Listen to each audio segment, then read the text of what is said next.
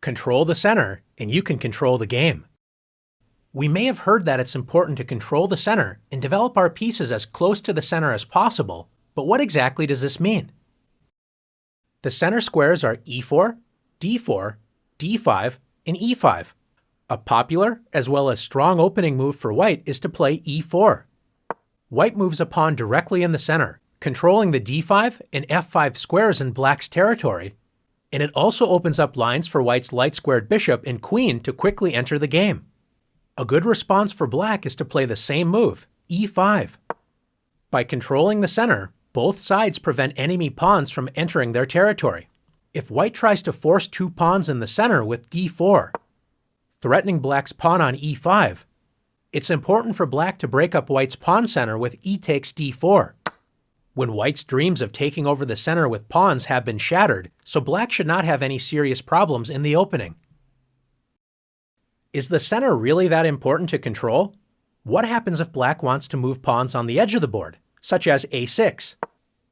Pawn moves are important when they can control key squares, especially in the center, and when they open up lines for pieces to enter the game. This move does not control an important central square, and it only allows the rook to move to a7, not exactly improving black's position. Since black does not want to control the important center, don't be shy. Let's take the center for ourselves with d4. White's pawn duo control key squares in black's camp, c5, d5, e5, and f5, making it difficult for black to activate pieces on these squares.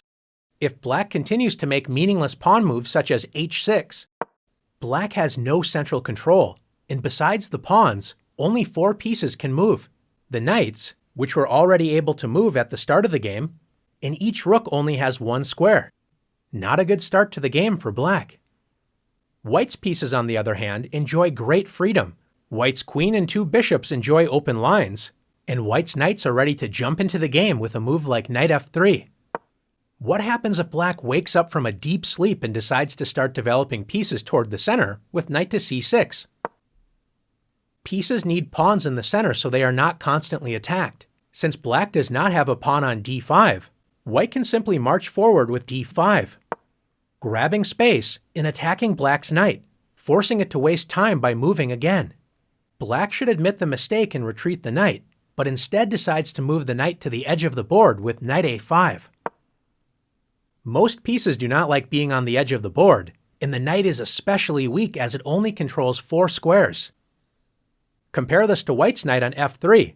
It controls 8 total squares, twice as many squares as black's knight on a5 controls. More importantly, black's knight doesn't have any safe squares, so white can attack this poorly placed piece with b4. If black does nothing, white will simply win a piece.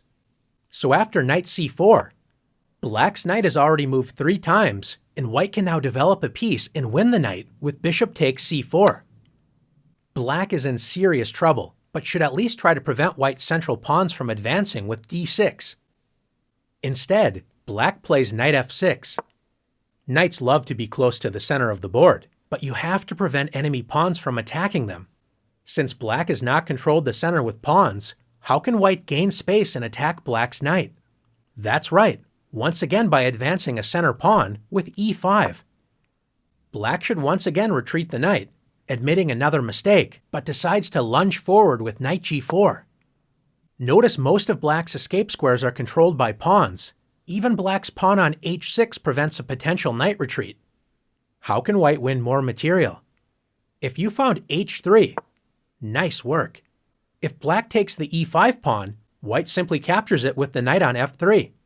If black plays knight takes f2, at least grabbing a pawn before losing the knight, white should not be afraid to move the king. Let's win material with king takes f2. By controlling the center with pawns and actively developing pieces toward the center, white took advantage of black's careless play and is simply up 2 pieces with an excellent position. Now it's time to practice taking over the center in the challenges.